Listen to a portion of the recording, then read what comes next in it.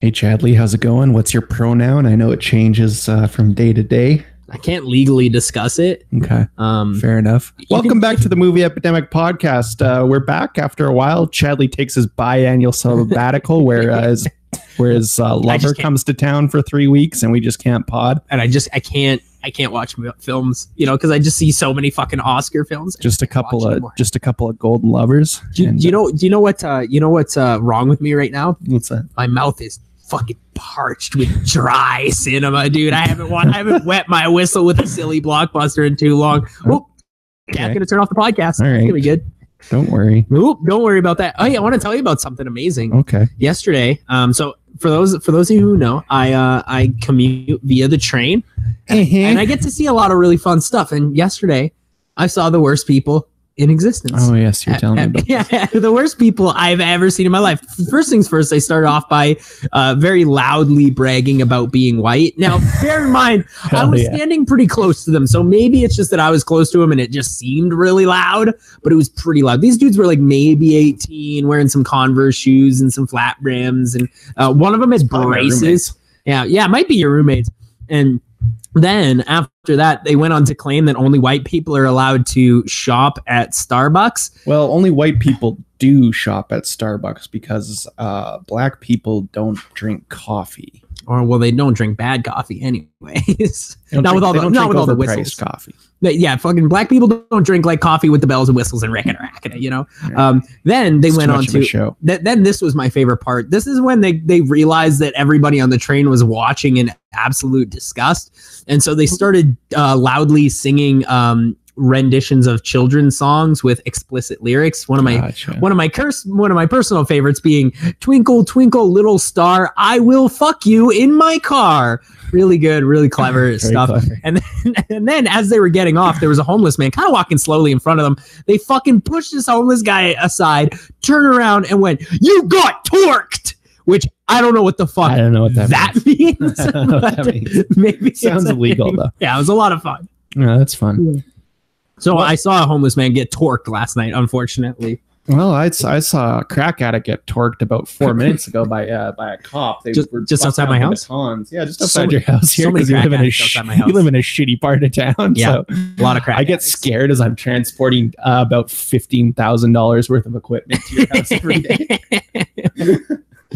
Oh man, a lot of good stuff. Welcome to the Movie Epidemic podcast. Wow, good to be back. Good to be back. To see you, Chadley. Good to see you too. We're actually about an hour and a half out of the Oscars right now. Wow. So that's gonna Super Bowl for us. Yeah, it's gonna be a lot of fun. We're getting blackout wasted. Mm-hmm. Father Ian's rolling up. Oh, the father? Yeah. By the time my girlfriend gets home from work, she's gonna have 3 wasted lads just hanging out in her living room. She's gonna be real mad. Absolutely, she's not into that. Yeah, she has no idea what's coming. But I always do the annual Papa Bob. Kat, what the fuck are you doing? I always do the annual Papa Bob versus Chadley Oscar pool. Mm-hmm. And here's the thing: is that I went and I looked at his picks. And he looked at mine, and we realized that we have the exact same picks, except for one category. And this is where I think Papa Bob fucked up. Visual effects. Guess what Papa Bob said? What did he say? He said Planet of the Apes. Wrong. What the fuck? Wrong. Blade Runner. And I asked him why, and he said because it was pretty even. Like when he was doing his research, he's like, it looked pretty even that it was going to be one of those 2 movies. But, and this is what he said. I swear to fucking God, dude, I was so mad. He said, but I hated Blade Runner. Holy fuck. What the fuck? I want to fucking pile drive Papa drive. Yeah, Papa Bob. What are you doing? So, have you seen Black Panther yet, Chadley? I've not had that chance. Let me tell you something about Black Panther, Chadley. Hit me with it. Is they use Andy Serkis. Was he a white guy? Yeah. He plays like a South African. They use him perfectly, and there's no animation on him. Ooh. And I was like, I've never seen this before. I didn't know Andy Serkis could act without like the funny blue outfit and the balls on his face and stuff. And then I was reminded why he is so good. So dude, God bless you. Andy Serkis fucking rules. I'm sure we'll talk about that when we talk about Black Panther. Yeah, we'll get to it. Yeah, we'll dive into it. Oh yeah. With Black Panther releasing so close to fucking Avengers, we might as well just do a double take. Might as well just do a double ski. Probably do that because that's coming out in what, like a month? No, less. No, it's like a month and a half. But they did move up the release date of the Avengers. It was supposed to release in May. Mm-hmm. Now it's going to be releasing at the end of April. Okay, so 2 months. Yeah, and I was thinking about that, and I was like, why would they do that? And then I realized something, because it would be so unfair of Disney to release a fucking Avengers movie, and not like a fucking one-off, not a Black Panther, not a Thor. No, a fucking full-fledged Avengers movie in the same month that they release a new Star Wars movie. Just move Star Wars back. Who gives a fuck? Yeah, no one even wants to see that movie. Dude, put it in December. I kind of want to see it, dude. But it's put it in December. I don't give a fuck. December is Star Wars month. Why are we changing it up now? Like, why did they decide that? I don't get that. What do they have for December? I feel like there's like a Toy Story or something. No, I think Disney like put all their cards in the summer because they got fucking Star Wars. And you know what it is? They got Wreck-It Ralph. That's what they got for the fucking fair enough Christmas season, and that's a pretty good one to pop. Everybody's gonna see that one. Yeah, of course. It's gonna be a masterpiece. Incredibles 2, on the other hand, is probably gonna be a 1-star film. Gonna be a lot of fun. Well, I mean, like, The Incredibles doesn't hold up, so yeah. Does it ever not, dude? It's not good. Like I hate it, dude. You know what? I think I'm at the point where like it used to be like a 3.5, maybe 4-star film for me. I think it's down to a 1. Like I hate it. Good for you, Chadley. I do not like it. I remember you were telling that as your favorite for a long time, so good for you. Oh, dude, I was jumping on the bandwagon like the piece of garbage I am. So today, what are we talking about? We're talking about finishing up the Oscar. Yeah, we're finishing up the freeway. We're getting on. I see the off ramp. Yeah, this is it. It's in front of me on this TV. We're looking at the fucking the red carpet right now. Yeah, we're gonna fucking Ryan Gosling. He's loving it. Dude, Ryan Gosling is so good looking, dude. Why does he look like one crazy eye? Yeah, why does he look like that? It's like he's like devilishly good looks, and then one crazy eye looking over here, and you're like, his crazy eye has a mind of its own. Yeah, it's looking at different shit. It's like a gecko. The crazy eye's trying to check out who's all there. And this eye's looking at ladies' asses, and this one eye's looking at the interviewer. Oh, but you could get away with it too because you're Ryan Gosling. Hell yeah. Yeah. So we're finishing on the freeway. We're going to be talking about Molly's Game. Sure. Jessica Chastain, Michael Cera, Chris O'Dowd. Just showing up. Elba, the boy. Idris Robo. And then we're going to be counting down top 10 female performances in film of the year. Sure. Then we're talking about the Cloverfield Paradox, new Netflix. Of course, the newest sequel to Cloverfield. It's interesting, and we'll get into it. And then we're going to end off with, what's the last one? Oh, Phantom Thread. Daniel Day-Lewis. That's the second time you've forgotten it today.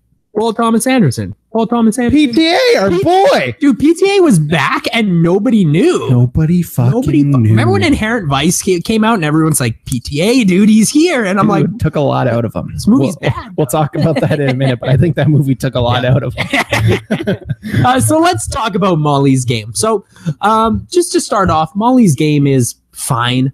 I think it's fine. But it does suffer from a few different things. I love Aaron Sorkin's of course, everybody loves screenwriting. I also, you know what? Surprisingly, I like him behind the director's chair. I do too. He looks like he feels comfortable there. He looks like he feels comfortable. This feels like a well-made movie. Like the cinematography is good. Yeah, it's like bright. It's like clearly influenced by like the Scorsese's. Yeah. Like it's definitely like this dude saw Casino and was like Michael Mann. That. Yeah, it's like a Michael Mann. Yeah, it's like a lot like what's that one called? Not Color of Money. That's different. It's a lot like Wall Street with Michael Douglas. Like it feels a lot sort of like that. Yeah, fair enough. So, but I do think this movie does have a few problems. Okay. Number one, it's the problem is that the screenplay, while the dialogue is great and I love it, and it's too fast and people start talking really fast. It's it's literally was exhausting. Yeah, it's like and also 2 hours 20 minutes. Yeah, Aaron Sorkin might have written all of Gilmore Girls. I don't know, but it's like it's 2 hours and 20 minutes, and I'm gonna go with no to that. Honestly, this movie is 2 hours and 20 minutes, and it honestly could have been an hour and 20. There's enough content in there to cover about an hour and 20. I do feel like once you get out of LA and then go to the New York game, it's just like another 40 minutes of the exact same fucking thing. Yeah. They just players. It's like, they showed me her doing. We should talk about what this movie's fucking about. It's about a poker thing. Yeah. What do you call this? It's like an underground poker thing, but like it's a private legal. Poker game. Yeah, because it was like above the board generally. Yeah, it's above the board, but it's technically legal until it stops being legal. Until it stops being legal. Wow, what a climactic twist in the third act. Very interesting. Absolutely. So essentially, what the movie is about is that this girl accidentally she gets involved in the underground world of private poker games, and she takes over.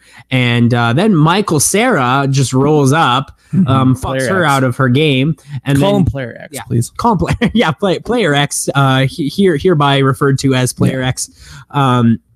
And then she goes to New York. She creates a new poker game, but she bends the law a little bit this time. It's not legal anymore. She does some shady mob shit. She gets beat. She gets the shit beat out of her. Yeah, nice. Yeah, real diced up. Real tight. Yeah, gun in mouth type shit. She could taste the steel type thing. And then essentially the movie is about the government trying to put her behind the bars. courtroom shit that no one cares about. Yeah, it's the courtroom shit where.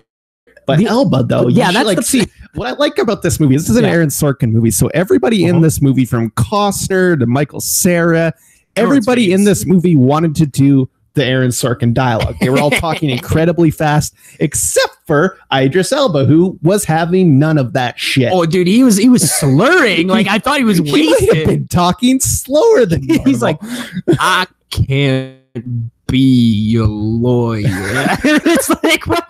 Elba, what do you? And then fucking. And it's so effective because everyone else is talking so much, and then when you notice Elba starts talking, you actually listen to him because he's talking at a normal speed. Well, there's like 2 points in this movie where Idris Elba does like empowered speeches. Best shit in the whole movie. It's the best shit in the whole movie. I think most of the people in this movie are good. Dude, everybody was slapping. Jessica Chastain, she fucking rules. I've talked about how much I like her before. Yeah. Elba, obviously going hard. Costner, who I love to see. I don't know if he's good or not, but he showed up though. I like that he shows up. Because like normally, like he's always playing everybody's dad. Yeah. And I feel like a lot of times he half-asses it. Yeah, he's my dad. He's everybody's dad, dude. But this one, I felt like he was going for it. Oh, he was dadding it up. Yeah, he was dad, and like he was 3-dimensional dad, which I love. Usually he's just dad, right? Yeah, dude. But this time there was a bit more depth. It's a Sorkin movie, so every character has like more layers than they need to have. Like even the side characters, like fucking loser Bob and shit. It's it's like oh, you got bad Brad. Bad Brad, yeah. He's easily the best character in the fucking movie. It's like why like these side characters, they have way too much going on for like for like the fucking mobster, or no, not the mobster, the guy that loses like $5 million, like fucking Harland. Like, even that character has like all these layers that don't matter at all, but because you can fit so much dialogue into a Sorkin movie that you can just like raffle off all this stuff about his wife, and like you're like, I basically know the guy. None of it matters. None of it matters. It doesn't matter. It fucking matters. It's Sorkin. It doesn't fucking matter. But then fucking Chris O'Dowd's in this movie. O'Dowd shows up an hour in. What is it? Dude, O'Dowd's having a year where he just shows up and shit. And here's the thing about O'Dowd. Couldn't tell if he was going with his fucking traditional Irish accent or if he was truly intending to do an American accent and doing it terribly. I think he was doing like an immigrant. Because because he says he's Irish at one point, but like he sounds like he's trying to do like a New Yorker accent. I think he's like an Irish immigrant. Like he's been here since he was like 15 type lad. Like it's still kind of there. Yeah. But like either way, dude, he's looking the best he's ever looked in this movie. Like his hair isn't all wild. I had that mustache tight on fleek, dude. The mustache was not greasy and weird like usual. It was on there, dude. Yeah, I had a lot of fun looking at Chris Dowd in this film. Didn't really do anything, but I had fun looking at him. I think this movie's biggest problem is that I think it jumps around too much. See, I disagree completely. There's no benefit to this movie doing it linear. No, I don't think so either. But the thing is like, the whole movie is her in the lawyer's office explaining the story to Idris Elba, and you get to see that part. But then at some parts in that segment, she starts explaining shit that happened when she was a skier. So it's like Inception ass shit, where it's like the story is fucking your brain by going two layers in. That's not what was happening though, because the entire narrative is her talking to Idris Elba. Yeah. So when it's a flashback, she's simply moving from then and telling why those things in that part of the story happen. It's still her from her perspective. Yeah, and that makes sense to me. But like, to me, it just feels like the Aaron Sorkin having absolutely no faith in his audience to be able to recollect back to something that previously happened. So, but when something happens, we have to know that's not why he was doing it, though, because it's the feeding of information as you go through the story, especially if if you're not familiar with it. I guess it's like the feeding of information as it becomes relevant more so, and that's like very Aaron Sorkin to me. Yeah, it's a Sorkin film. If I didn't know this was Sorkin, I feel like 30 minutes in, I'd be like, is this fucking Sorkin? You didn't when like you picked it, right? Yeah, I didn't. No, I think you picked it. No, I didn't pick this film. Oh, did it? Did I? Apparently, I picked Molly's Game. Yeah, I didn't know it was Sorkin. I just knew it was Chastain, and I knew Elba was up in it. But that's really all I knew. I didn't even know Sarah was in it. Then you texted me that yesterday, and I was like, let's talk about Player X for a minute. Yeah, I have a theory that Michael Cera is legitimately Player X. So for those of you who don't know, Molly's Game is a true story that actually happened, sort of. It's like feels like the Hollywood soft ass version. Yeah, it happened, but Sorkin had his greasy little creative mitts all over it. There was more drug use in the actual story. For sure. They toned it down. Like, for some reason, they would just sometimes pop up. There was like, by the way, I've been using drugs this whole time. It's like, oh, okay. Let's see. That's how that goes, huh? We'll figure that out. So I want to hear your theory on Player X, because I heard it's a doozy. Okay. So here's the thing about Michael Cera is he's famously known to play poker. He's played poker in like Poker Stars, like those actual recorded tournaments in Vegas. There's photos of him at poker games in LA with like movie stars, and he also hasn't made a movie in 10 years. Oh no. So what you're suggesting is that Michael Cera was actually playing himself in this movie? Yeah. No, with a pseudonym? I do. Yeah. Like, I understand the timeline doesn't exactly line up, but it's close enough for me, honestly. It's close enough. You got me convinced, but dude. Like, what's Michael Cera done recently? He's not doing anything, dude. Didn't make that much money off Superbad, Chadley. No, he couldn't have. We're Youth in Revolt. So what been doing? Because he got mentioned. There's video of him playing poker all the fucking time. Dude's Player X. He's Player X. And you know, like when they cast him, like the actual author was like, I don't want him involved. Please. Just not. I beg you. He's a fucking pool shark. One thing that I didn't think made too much sense in this movie is they're like, oh, once they prosecute you, if you go into that courtroom, they're going to seize the hard drive, and then they're going to release all the information on the hard drive. And then they got into the courtroom, and like that didn't even come up. Well, that's because they didn't go to the actual. It would have been a different. Yeah, it was like they just went to the hearing, but like I feel like they still would have seized it. Probably. Maybe. I don't know how law works. So as far as I know, this is correct. Yeah. I don't want to give too much away about the ending, but I think this movie has like the most terrifying ending I've ever seen in an entire movie or in my entire life. Cause it's like, essentially at the end, fuck it. I don't give it away. I don't give a shit. This movie came out 3 months ago. At the end, she basically gets charged like $2.5 million. Yeah. And she doesn't have any of it. And she's like, I wonder what I'm going to do next. I owe people $2.5 million. Wonder how I'm going to get that. That is so terrifying to me, to just like have $0 and owe $2.5 million. That's a fucking nightmare. At least it's the government, not the Russians beating the shit out of you. It's a fucking nightmare, dude. It's a fucking nightmare. Dude, this movie scares me a lot. Like, because of like, especially when the Russians get involved. Yeah, well, I don't like that kind of organized crime shit. It's very scary to me. Yeah, well, I mean, and like it's all pretty accurate. You know? Yeah, it's fucking accurate. Charlie, it's probably toned down. But no, I don't. I think this movie is fine. I think it's way too long. It's like it's such an indulgent runtime. Like you got to fucking clamp me down like the fucking Clockwork Orange lad and pry my eyes open with toothpicks. It's long. That's my main complaint with it. I do think it's a lot of fun though, and I like Sorkin's writing. I think his directing's good. He's got to figure out how to tighten it up a bit, but I think if he sticks to directing, I'm excited. Yeah, I'm excited to see what this guy does next. I am. I give this a 3 out of 5. I'll give it a 4. I really liked everybody, and like I thought the acting was like phenomenal. I thought it looked great. Bad Brad.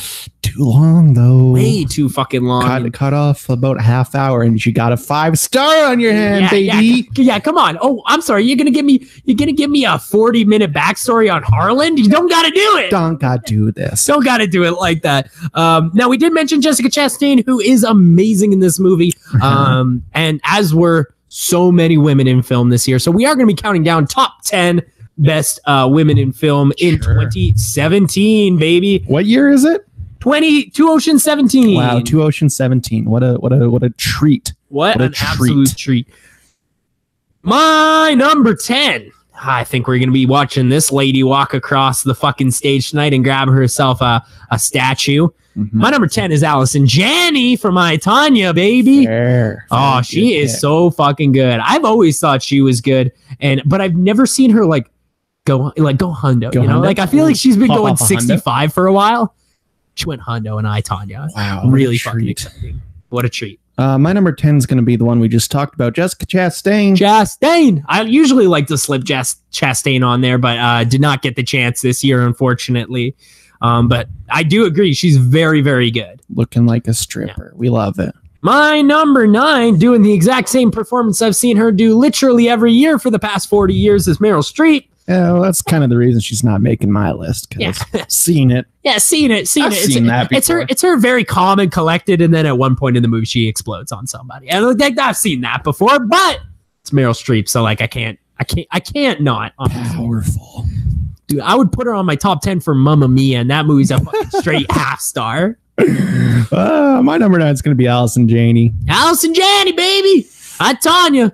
I like Allison Janney throwing the fork. That's probably one of my favorite bits in film this year. Pretty strong. Pretty good contender for scene of the year. Scene of the year, baby. My number 8.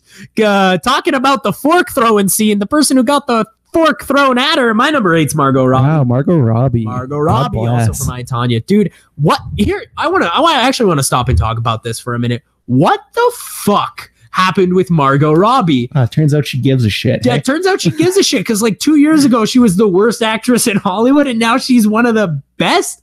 What happened? She did a full McConaughey. I would bet Scientology. Personally, ooh, God, I hope so. My number 8's going to be Laurie Metcalf. Ooh, Lady Bird fame. Yeah, no, she's great in this movie. I adore Laurie Metcalf. Powerful. Very powerful, very emotional performance. My number 7, speaking of emotional performances, Bria Vinate from Florida Project. Hell yeah. Man, I like her a lot. I can't believe she's never acted before. Never will again, probably. Probably never will again. Yeah, who's going to cast her? Yeah, she's got an Instagram. She's on Instagram. She's like hanging out with rappers and like posting pictures with guns and shit. It's pretty sweet, actually. She might be in jail next year. It's very honestly. Florida. Yeah. Oh man, but no, I thought she was amazing in the Florida Project. She's good, dude. Really, really good. Also, I would bang. Not if she had the gun, though. So scary. Yeah. What are we at? 7 here. I'm gonna go with Daphne Keane from Logan. Daphne Keane. You know what? This one was on my list. Got bumped at the last moment. Powerful. What X-23 is that? Really good. We'll talk about this again a little bit later in a few minutes here. But I do think that this was just such a great year for kid actors coming out. Dude, there's like quite a bit on my list. And being like, yo, I can fucking act. Look at this shit. Meryl Streep ain't got shit on me. Fuck you, Meryl Streep. Fuck you. My number 6 is Carla Gugino. Okay, hell yeah. I forgot about her. Carla Gugino, dude, from Gerald's Game. She had to carry this movie by herself. That's why I picked her. She had to carry the entire film by herself with just Bruce Greenwood's dick ghost. Yeah, just his dick ghost hanging out. Just hanging out, just dude. His CG dick ghost. Oh, man. No, but Carla Gugino, like, OJ hand slipping off scene is just dude. I don't even say that. Dude, I haven't seen the movie multiple times, but I've gone back and watched the scene. Harrowing. My next pick is from a movie I don't think you've seen yet. From Tragedy Girls, Brianna Hildebrand. I don't even know who that is. Would I know her for something? Yeah, she was nigga warhead teen from Deadpool. Ah, okay, yeah. Awesome. I still have to see Tragedy Girls. It's really good. It's like Scream basically, but with social media. It's like a new version of Scream, and she's awesome in it. She plays like the murderous kid. I like Scream murderous updates. Teenager. My number 5, again, probably another really tricky performance. My number 5 is Sally Hawkins. Okay, hell yeah. Didn't get to say a goddamn word. Mm-hmm. Didn't get to say a goddamn word until she fucked the fish, and then they sang. Fuck that fish, player. Yeah, she fucked the fish, and then she sang. Dude, it's a weird movie. I love it. I absolutely love it, and I imagine it's gonna win Best Picture. I hope it does. Yeah, me too. I really do. It's probably the movie that, and it's the movie that's nominated that deserves it the most. I would agree with that. There's some on there that I question. There's some that should have been on there for sure that weren't. Absolutely. Like Brigsby Bear. I don't know about that. My number 5 is going to be Saoirse Ronan. Lady Bird. I was telling you earlier on HQ Trivia last night, I missed up the question about how to spell her name, and obviously I know how to spell her name, but like, does Saoirse Ronan know how to spell it? Like, I don't know. That's not a name to me. Yeah, it's not a real name. Also, if you look at it, I'm not from that country, so I don't know. It doesn't even look like it says Saoirse, dude. That's a different word, dude. That's like fucking like all those names, dude. Like Donald. What's that name? Yeah. Like, we don't pronounce the M in the H. Excuse me. What's that name? My number 4, Brooklyn Prince, Florida Project. Nice. Again, just another very, very. She must have been 6, maybe 7. She was like 6, yeah. Yeah, and she knocked it out of the ballpark, dude. That last scene in this movie is one of the most intensely emotional scenes I've ever seen in film. I love it. Dude. Yeah, I love it. My number 4 is going to be Margot Robbie from I, Tonya. Margot Bobby. Man, she went in deep for that one, dude. I love Not even Margot. like, doesn't even look like the same person. Oh yeah, dude. Like it doesn't look like Tonya Harding either. No, I don't think it looks like Tonya Harding, but it don't look like Margot Robbie much either. Like Margot Robbie. Hey, can we get Margot Robbie in a bathtub like in the what was that? The Big Short? Get her in a bathtub again. Yeah, that was Big Short. Dude, that movie's fucking weird. Remember the scene in Big Short where Margot Robbie's in a bathtub? That's a little bizarre. Good film. Yeah, hell yeah. My number 3 is Laurie Metcalf. We already talked about it. Lady Bird reminds me a lot of my mom. That's why I threw it on there. Sure. Yeah. I got Brooklyn Prince as my number 3 here. Hell yes, playa. Hell yes. God, these kids are killing it this year. Unbelievable. So female kids. I haven't seen a good young lad in a while. It's been too long since we've seen it. We got Finn Wolfhard. Yeah, he's not a young lad. That dude's basically 40 now. Excuse me, sir. You're 40 now? You're basically 40 now. I would say maybe I don't got anything. All right, don't worry about it. My number 2 is Saoirse. Don't know how to say her name. Saoirse Ronan. Don't know how to spell it. Not a real name. Dude, bless the reins. Playa Saoirse Ronan. That's my number 2. What's your number 2? My number 2 is Frances McDormand. Frances McD. That's my number 1, baby. Fucking hell yeah, player. I think one of my favorite lines in cinema this year is you can go ahead and finish your tea and get the fuck out of my kitchen. Such a great role. Maybe my favorite Frances, and I like a lot of Frances. You know what? I think it's the hardest Frances has ever gone, and that's saying a lot because she goes hard. Yeah, dude. She does. She's fucking goes. That leaves my number 1 to be Sally Hawkins. Didn't utter a word. Sally H. Love her, dude. I just think that's a fantastic performance. If you don't have to say shit. Yeah, absolutely. Richard Jenkins up in there too. Little Jenkins. I love Jenkins. The problem is that Jenkins is like a 9 out of 9 actor, and he just wasn't even standing up to Hawkins, dude. He also, yeah. So that's our top 10. Top 10, Sally Hawkins, baby. And Frances McDormand. Hell yeah. Frances McD. Are you rooting for Hawkins tonight or Frances? I think Frances personally. Because Frances will probably win, right? Yeah, I think like that was like a career defining performance in a good career. Yeah, whereas Hawkins, that's like the start of a career. She's got some shit to do still. So. It's like when you saw I'm not too concerned about that. It's like when we first started seeing Saoirse Ronan pop up. I'm not sure Frances gets many more chances. So Yeah, dude, she looks like she's falling apart, man. She's got a couple more years left in her, though.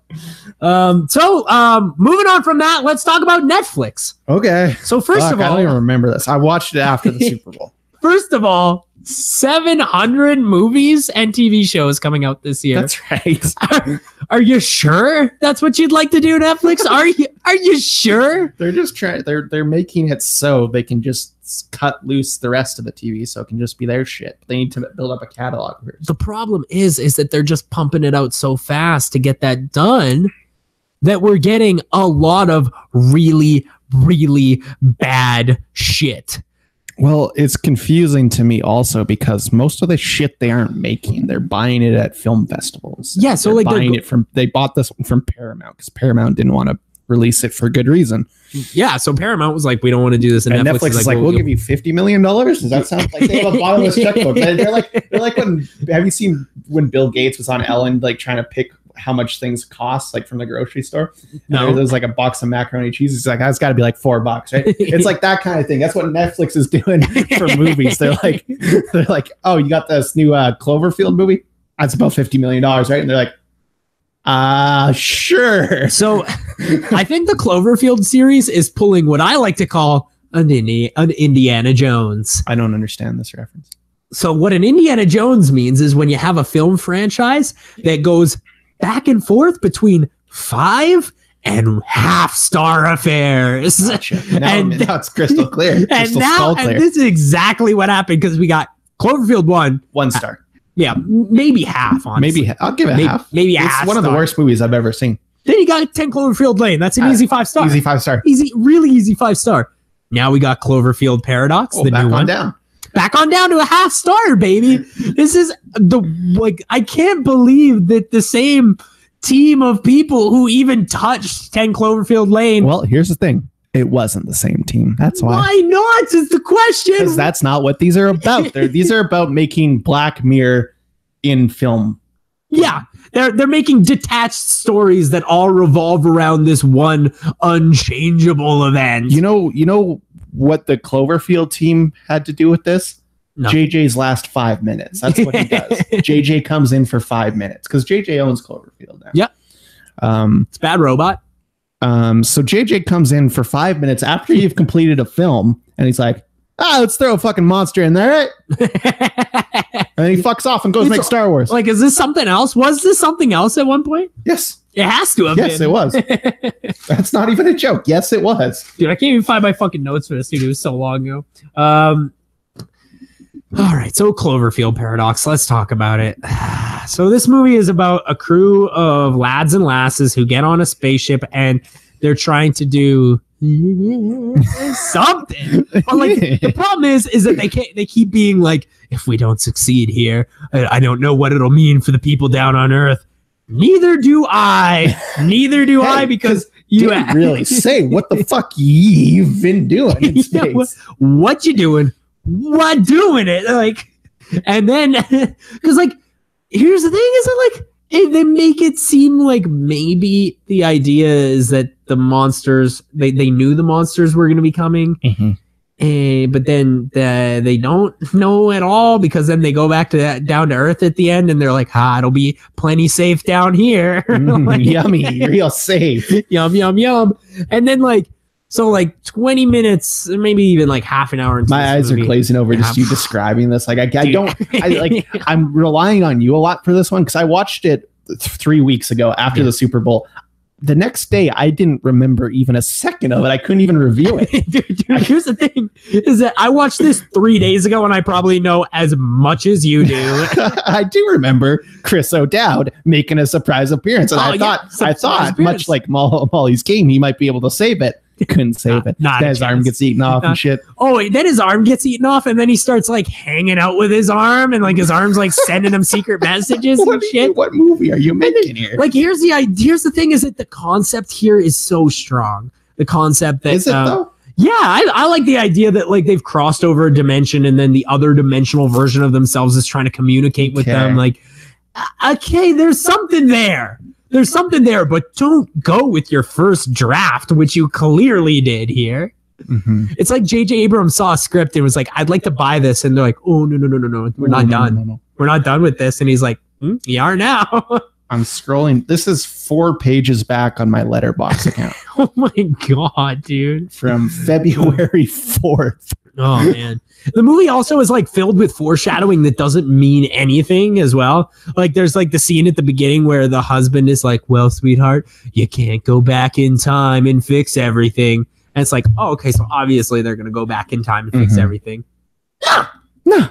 They're not going to do anything. Don't do nothing. They don't do nothing. And then a girl gets stuck in the fucking air vent. You remember that? Ooh, vaguely. Yeah, and then they're like, where are we? We can't find Earth. And then they're like, it's on the other side of the sun. How the fuck you get there? Right, yeah. How fuck you get there?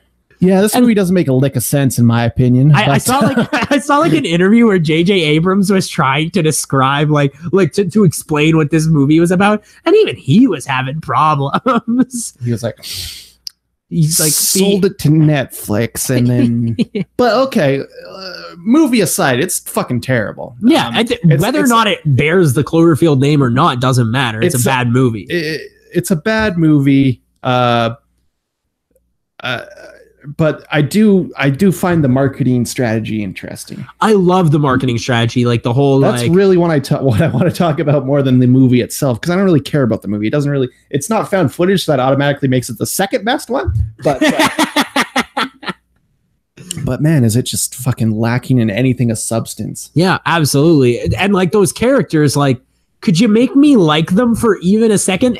It felt like every character was striving to be generic hero character. Yeah. It's like, can only have one of these. Gotta have funny guy. And like Chris O'Dowd rolls up. You're like, oh, he's gonna be funny. He's gonna be funny guy. Nah, don't worry about it. He's lifeless. Just gonna try generic lifeless hero. I like Chris O'Dowd, and that's why I thought I would like the character, but it wasn't written as a character, so didn't like him really. And don't worry, if you're worried that Chris O'Dowd's gonna help you through that hour and 45-minute runtime, he's only in about 9 minutes of it, so don't worry. It's like Molly's Game. It's almost exactly like Molly's Game. Yeah. But he enhances one of those films. Yeah, he does. He does enhance Molly's Game. I agree with that. Oh man, but like, as we were saying, like essentially what happened with this movie is that they released the trailer during the Super Bowl, and then we're like, oh, and by the way, this is on tonight. This is coming out tonight, and you're like, whoa! And like the second the Super Bowl ended, you could watch that movie. What a fucking brilliant marketing strategy. It's amazing, because you know how many people probably did? A lot. So many. Well, the numbers came in, and like they released the numbers for the first week, and it was like a lot.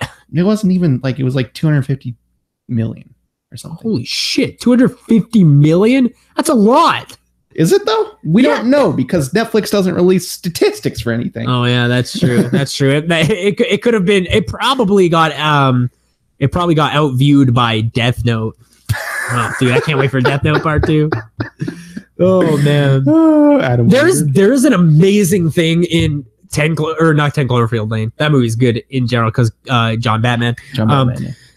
There's an amazing thing in the Cloverfield paradox where like they're on this ship, and so nobody has weapons because they don't want to pierce anything. And then a dude, they have a fucking 3D printer, and a dude 3D prints a gun. Like, you think they would come up with some idea to prevent someone from 3D printing a gun? I forgot all about that. It's amazing, because suddenly this character, and he's gone, by the way, after that scene. Like, he 3D prints the gun, he goes out, and someone's like, that guy made a gun, we ought to kill him. And then they kill him. He's the only character that wasn't trying to be the vanilla hero, and they killed him real quick. Oh boy. It's like first 15 minutes. Yeah, so don't watch this one. Netflix on a roll of shitty films. We'll talk about that more. There's a foosball table ghost in this movie. Remember the foosball table ghost? Yeah, I remember. Yeah, I remember. This is a half-star film. Like this is fucking horrific. This is dude. I don't even want to talk about it anymore. We're in March and we've already got a contender for worst of the year. That being said, we haven't seen 50 Shades Freed yet, but that's coming, baby. Yeah, you haven't seen 50 Shades Freed or Mute yet. So. Or Mute. Yeah, I don't know. Oh, Mute. Mute. Shout out to our boy. Shout out to our boy Mute. Then let's talk about Phantom Thread because I'm done talking about Cloverfield. Hell yeah. So Phantom Thread is here's the thing. You and I saw the trailer for this movie and we're like, that's going to be the most boring movie to come out this year. Yeah. Guess what? But also, it's not. It's a PTA movie. So why would it be that? So it's fucking awesome. Like, I like this movie. On the surface, it seems like it's going to be a movie about Daniel Day-Lewis making dresses. And to be fair, that is in fact what it is. That is what it is. It's also a Paul Thomas Anderson movie. So it is not that also. Yeah, it's shockingly entertaining watching him make dresses, dude. Because here's first things first and foremost, I think this has to be said. Daniel Day-Lewis is the best actor ever. Is this an okay swan song for you? You think this is good? Because he's not acting anymore. You think he's done? He said this was his last movie. He said that he's done? Yeah, I'd say this is a good swan. It's not like There Will Be Blood good or like My Left Foot good, but he's good, man. Mm-hmm. He's fucking good. I was talking to someone with Daniel Day-Lewis the other day and they're like, I don't know what that dude looks like. Dude. Nobody knows what he looks like. Because like in this one, he's dressed in this one, he's dressed as Ray Fiennes for some reason. He's playing Ray Fiennes, which I'm fine with. I love it. Yeah. One of the best actors in the world playing another one of the best actors in the world, essentially. So this movie it's very well layered, I think, because this movie is essentially about a man who continuously falls in love with women, but he's such a perfectionist that the more he understands their simplicity and their taste, the more he learns to absolutely detest them because they don't have this knack for like calculated perfection the way that he does. And like, so the whole movie is him falling in love with this woman and then just growing to fucking hate her because she's normal. Yeah. She's average. And it's really like it's vile. It's a vile love story, and I love it. It's really not. I like that aspect of it is not what you expect this movie to be about. Exactly, like because this could have been another fucking. What was that one where the dude in the fucking wheelchair and he falls in love and I don't remember, but. What? I don't know. It came out. It was Andrew Garfield. I don't think we watched it on the show. I don't fucking know. Like the fucking one with Andrew Garfield where he's. You think I've seen any Andrew Garfield movies where he's not playing a fucking spider? Oh, true. No, or what's his name? Dawes. Steven Dawes. Yeah, I do like that movie a lot. Yeah, I saw Rich Rules, dude. Gibson's back. I'm a liberal and I like that movie. So first thing, I mean, there's a lot of really great things to say about Phantom Thread. I don't think it's perfect. No, I would agree with you. Much like Molly's Game, I think it is a little longer than it needs to be. It's PTA though. It's to be expected. It is to be expected. But some of the shit that's in here is so powerful. Number one, the costumes, unfucking believable. Unbelievable. It's one of the best movies I've ever seen for that. Man, I think Inherent Vice took a lot out of PTA. Yeah, so he's a little toned down. This feels like a reeled back movie, like more one of his classicer movies, like The Master or like Punch Drunk. Not so much Punch. It's not as wacky as Punch Drunk. Punch Drunk's a little gooky, dude. Yeah. I would put Punch Drunk more on the Inherent Vice side of it. You know, you may be right because I forgot that Philip Seymour Hoffman was running a fucking line. We running lines out here. But yeah, this is a reeled back PTA, which I do like because like There Will Be Blood and shit. Like, oh yeah, it's really intense. Yeah. Well, and it's like a solemn intensity that I think, and like every shot is fucking perfect. Yep, like everything. That's just one of my favorite things about PTA is he's not making a movie if there's not a perfect. There's like one shot in particular that I had to like almost stop watching the movie because I was like, whoa. Sadly, I was watching it at 7 a.m, so I had to watch for this podcast. But there's like the one shot where he shows up to that party where his wife is gone to, and he's just on this balcony in like an absolute shambles while these balloons are dropping for New Year's. So good. It's like fucking unbelievable. It barely it looks like what a movie should look like. Also, I'm excited to see more Vicky Kripe now. Okay. Because holy fuck, she can act, dude. She is good. The girl who plays his sister as well, who I believe is nominated for Best Supporting Actress tonight. Also very, very good. Yeah. Man, it's just like every time I see a Daniel Day-Lewis movie, I am like reminded of what acting is like as a whole, because he's so good. Like, dude, this is such a filmmaking movie. Yeah, I wish this Daniel is like a whole old Hollywood. Yeah, like this feels like it should have been released in like 96. Yeah, if you told me this movie was released in 96, I'd be like, okay. You could be like, yo, this movie came out in 1977. I'd be like, that seems about right. If you were like, this movie was up against English Patient for Best Picture, I'd be like, yeah, that's absolutely it was. Fucking of course it was.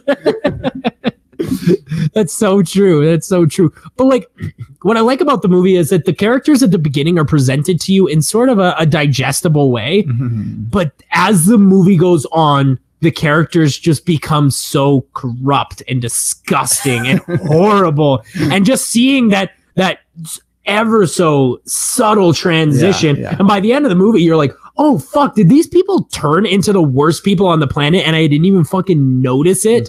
I was just along for the ride. It's the same thing you see in The Master with Philip Seymour Hoffman. It's the L. Ron Hubbard character. Like, I still haven't seen that. Yeah. It's like this, but a little better in my opinion. But this is better, or The Master's better? The Master's a little better, I think. But like, I'd like them both. Like, it's all PTA, so it's all good. Here's the thing, is that like now when I describe PTA to people and I'm talking to people about PTA, I will put this on the list of movies that should be seen, because like I can't believe a fucking movie about Daniel Day-Lewis making dresses is this good. Well, why is Boogie Nights that good? You know? Oh, that's like, true. Why are these movies that good? It's PTA. Yeah, he's like, I'm making this movie called Boogie Nights, and they're like, so it's gonna be like Marky Mark. He's like a porn star. It's like, oh, it's gonna be like Fast Times at Ridgemont High. Oh, it's gonna be better than that. It's gonna be a little different than that. I just like, I'm so buffaloed by his ability to take this story and really flesh it out and make it 2 hours and 10 minutes of pretty digestible content. Yeah. I don't know. I honestly, I love this movie. I really genuinely love this movie. It's not going to hit my top 10 or anything, but when I agree with that, there's something about it. Like, there's something undescribable about it. Well, like when I first saw the Academy Award nominations, I sort of thought this was like the black sheep of the nominations. But after now that I've seen it, this movie deserves to be up there. With those I would movies. Agree 100%. Yeah. And more so than quite a lot that's up there. Darkest Hour. Get the fuck out of here. The Post. The Post. Get the Post the fuck out of here. That's a barely above average, like if it was a non-Oscar movie. Yeah, I feel like that's like the type of movie that when released, dude, they're playing All the President's Men at the Globe next week, and that's like, Hoffman? Just go see that. Hoff, dude. Just go see that, dude. Yeah, fuck yeah, dude. Go see fucking A Few Good Men with Tom Cruise. It's like all these movies are the same as shit. Which is also a Sorkin film, which I love. It is. You know, which I fucking love. Oh yeah. Oh yeah. I don't know, Rob. It's Sorkin and Rob Reiner, dude. It's a wild collab. You're right. That is what it is. It's one of the most wild collabs in history. And then you got Cruise up in there. Cruise, pretty baby crazy. Cruise. The three most insane people in Hollywood at the time, just like God got damn, together. I would have loved to see like the hangouts. Yeah, just like fucking all in Tommy's hot tub. Yeah, and Tom's fucking in his trailer there. Those three getting together talking about Scientology and shit. Fucking would be interesting. Yeah, I like Phantom Thread. I think it's a great movie. I give it a 4-star. Yeah, I'd say 4-star. Like the relationships are just they're so interesting. Yeah, not so much relatable, but interesting. Yeah, no, this isn't a relatable movie. These characters aren't like not what it's about, met. So it doesn't matter. At the end of the day, it is pretty much about Daniel Day-Lewis making dresses. Yeah. But that's okay. Movies are allowed to be that. And that's why we like movies. Too true.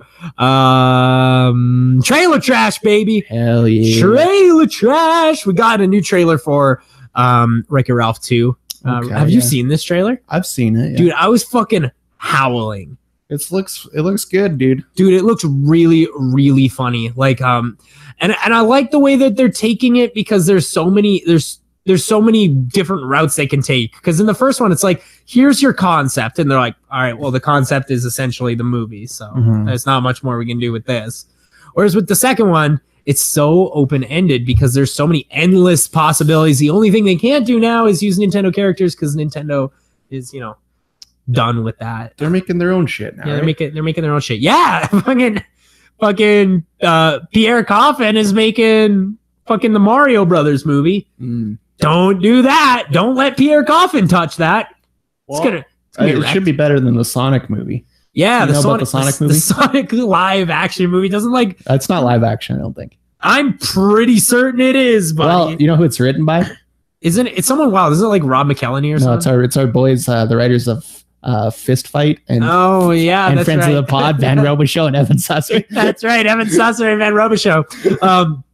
But I think you know what it is. Rob McElhenney is making the Minecraft. That's movie. what it is. That's what I knew. Rob McElhenney was doing something weird. Hey, before we start making more movies about video games, why don't we stop? Well, hey, before you go to Hollywood and pitch a movie about a video game, why doesn't your bottom lip go visit your top lip? You know what I do want to see though? I absolutely want to see that Ryan Reynolds produced Clue film. Fuck yeah. And you know what I want? Let him do it. You know what I want? I want Johnny Depp to play Mr. Body, because I want him to die immediately. Yeah. I just want him to become the token guy that gets murdered immediately. Yeah, that's what I want. Been taking a lot of those roles lately. Ooh, we still got to watch. Murder on the Orient. Yeah, we'll talk about that at some point. Yeah. Hashtag Mr. Body. Hashtag Mr. Body. So the Academy Awards are tonight. I think we should talk about it a little Absolutely. bit. Little touch on it. Yeah. I'll open up like one of the things here. My ballot that I made. Yeah. I would never participate at that level. Yeah, me and my family do it every year. It's usually between me and Papa Bob, and it's oh boy, tune in next week because you're gonna get to know whether or not down to the wire. Let's hear your picks. We're running out of time here, Chadley. Shape of Water, Best Picture, obviously. Yeah, I really hope that's the one that I really want to win. Actor in a leading role. I didn't go with my heart on this one, or like on any of them really. I did research. But actor in a leading role, I gave to Gary Oldman. Should be Daniel Day, but won't be. But if it's his swan song, maybe. Dude. I wish I knew. Frances McDormand is actress in a leading role, obviously. Yeah. Sam Rockwell. But my girlfriend, she made one herself.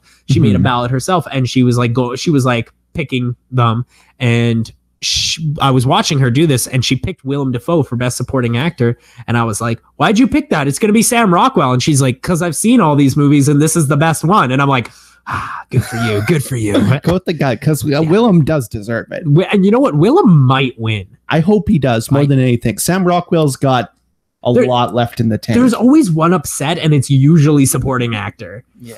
I would not be surprised. Allison Janney, we're going to give to actress in a supporting role. Coco, animated. Cinematography, this one was tough for me. What do they got on there? I haven't looked at that one. Darkest Hour, Dunkirk, Blade Runner, Mudbound, and Shape of Water. Fuck, dude. It's tough. That's a tough one because those are all really good. Gave it to Blade Runner. I think it's going to Blade Runner. Blade Runner could go Shape, could go Dunkirk. That's tough, dude. Yeah, that one's like could even go Mudbound. Like it could honestly go a few different ways. I don't think it'll go Mudbound. Could. I've seen Mudbound. I like Mudbound a lot. I think Mudbound's a great movie. Cinematography. I can't believe Phantom Thread's not in there because that's a perfect looking film. Costume design, you get Beauty and the Beast, Darkest Hour, Phantom Thread, Shape of Water, Victoria and Abdul. Gave it to Victoria and Abdul. Jokes. I gave it to Phantom Thread. Fucking obviously. That makes sense. Directing, obviously, that's going to Guillermo del Toro. No matter what gets Best Picture, I know right now it's between Shape of Water, Three Billboards, and Get Out. It could be one of those three films. I assume it's going to be Shape of Water. Dude, I hope they fuck it up again this year. Hard to say. Yeah, I hope they fuck it up. We're in for some surprises tonight. I think. Yeah. How are they going to top fucking up the fucking Best Picture announcement? How can we produce a little bit more? You know? Best Documentary, Faces, Places, a bunch of short stuff. Nobody cares about that. We'll skip over it. Film editing, I gave this to Dunkirk. That's a good one to give it to. Yeah, but it may also go to Baby Driver because that's also like that's a well edited film. It's a well edited film, and it's a throwaway. Like it's like clearly we wanted to give this best picture, but you go. I think give that one to Dunkirk, then you don't got to talk about Dunkirk for the rest of the night. Well, I think sound mixing and sound editing will go to Dunkirk, despite the fact that when we talked about it, I made very clear that I think the sound mixing in that movie is terrible. And here's what I finally figured out what I hate about the sound mixing in Dunkirk. Because you have all these explosions and these plane sounds and shit. And who do you fucking hire? Soft-spoken Mark Rylance. My name is Mark. Could you speak up? There's explosions going on, motherfucker. And then who else do they hire? Hi, I'm Cillian Murphy. Don't hire these soft-spoken lads. What are you doing? Well, one thing I like about it is a Nolan movie, so the entire film has this underlying. It just has a rumbling, an ominous rumbling that you don't really notice until you watch it the second time. Yeah, it's true. And like, go back and watch more Nolan films because you'll notice it's in all of them. Yeah, they make it. It's really noticeable in Inception. Well, that's the one that they've memed it from. Yeah. And a bit of Dark Knight too, but if you really do listen, it's like Dark Knight, especially when you're watching it, it'll just be like you'll notice it when no one's talking and they just do like a pan at the city or whatever, and you just hear, and then there'll be like a little bit of piano that's like do do do do do do do do. Hey, makeup and hairstyling, obviously that's going to Gary Oldman's prosthetic nose. That's the only one I think that film can have. Yeah. Go fuck yourself. No, give Oldman. No, he fucking sucks, dude. He's not even good at it. Dude, he hates the gays. He hates the Jews. But you got to give him something. No, give him the prosthetic nose and tell him to fuck off with it. Let him Eddie Murphy his way out the door. Yeah. Original music, I gave that to Shape of Water because like unfucking believable score. Coco is what I gave original song. Yeah, it'll win. Yeah. It'll definitely win unless fucking Hugh Jackman. I think actually maybe a Greatest Showman song will win. It's possible. That's like one of the ones I'm not sure about. Like I'm not confident in my vote for Coco on that one. Because Coco fucking sucks. But the problem is that all I care about is beating my dad. Yeah. And he also voted Coco, so I'm fine to keep that there. Production design, obviously Shape of Water again, like it's fucking perfect. And then a bunch of short shit. Sound editing goes to Dunkirk. Visual effects, as previously mentioned, visual effects was a tough one this year. You want to hear the fucking noms, dude? Blade Runner 2049. Beautiful. Guardians of the Galaxy. Wonderful. Kong. Great. Star Wars. Planet of the Apes. What the fuck, man? Yeah. It's like they were all perfect. Yeah. It's like, that's a tough one. Like, they shouldn't even make a visual effects one Blade anymore. Runner, but it's got to be Blade Runner, though, right? Because of Giant Lady? I think it's got to be Blade Runner because of Giant Lady. I just don't know, man. I just don't know. So adapted screenplay. This one was really hard for me because it's the only thing that The Disaster Artist is nominated for. Mm-hmm. Can't vote that, though. Can't vote with my heart. I went with Call Me By Your Name, which I disagree with because that movie's fucking boring. Mm-hmm. But also nominated was Logan, Molly's Game, and Mudbound. Obviously, Call Me By Your Name is going to win because it's the only one nommed for Best Picture. But those are some good fucking picks. Yeah, that's a tight race. Dude, I'd almost take Logan, like, honestly. And then original screenplay, obviously, nobody's going to argue this one is going to Jordan Peele for Get Out. I was talking to somebody about Get Out the other day. Okay. This is a fun. This is going to be racist. This is a lot of fun. This guy was like, I hated Get Out, and like me as a person who's like, oh well, that's a great film. Like it's 4 stars. It's a good movie. Good movie. I was like, okay, I like it, but I want to hear this guy out. And he's like, I think this movie has a plot hole though. And I'm like, oh boy, here we go. Let me hear a plot hole. And he's like, with all these people going missing, wouldn't somebody be looking for them? And I was like, oh, okay. Didn't understand the film. That's fine. That's absolutely fucking fine. You got a 1-2 retard here. Okay. So that's it. That's the Academy Awards. They are starting in 45 minutes. Father Ian is showing up in like 10. We're gonna crack some brews, get real drunk, and yell at famous people patting themselves on the back. Let's do it. Yeah, they love it. Jimmy Kimmel. Yeah, let's let's establish some Jimmy Kimmel rules for drinking for the listeners too. Yeah. If he says, if he makes fun of Matt Damon, you can take a shot. If he says fake news, you take a shot. Yeah, that's a good one. I don't know. There's probably some other ones. Yeah, he's gonna make the. He mentions fucking Rapegate, Hollywood Rape Gate. Okay, yeah, or Weinstein or any variation. The Weinstein, the Weinstein or fucking what's it? Baldwin? No, it wasn't Baldwin. Who's the fuck? Spacey. Spacey. Spacey. We forgot about Spacey. The world forgot about Spacey. You didn't even remember his name. Yeah, dude, we've wiped Spacey off. I thought he was Alec Baldwin for a second, which is offensive to Spacey's fucking character, to be honest. It's gonna be a lot of fun. Father Ian's rolling up real fast. I'll be live tweeting. You can follow me at Last Cool Dude. I'll be live tweeting too. If you don't want it, unfollow me. You can follow me at Chadley the Movie. I honestly don't give a fuck if you unfollow me. I blocked like 1,000 people off my friends list, so now I'm down to like 800 followers. There's some people I don't want following me, so I just blocked them. It's like today, somebody was like, I had posted my top 10 favorite movies of the year on Facebook, which we'll talk about next week. But somebody was like, "Oh, I was gonna make fun of your number one, but I actually like that movie." And I just said, "Don't at me. Don't at me." We'll talk about it next week. But I'm impressed with your list, Chadley. You didn't fuck it up this year. I didn't fuck it up this year. Yeah, it's a good list. I'm impressed with you, B. All right. We're also watching Jumanji. And Mute and Bite. Yeah, we're clearing out the Netflix coffers. Just flushing it out of the system. We're getting Bright, which I watched in Mexico with my dad. My dad loves this movie. He says 4 stars, but I think we're going to differ a little bit on that one. Papa Steve. That's it for the show.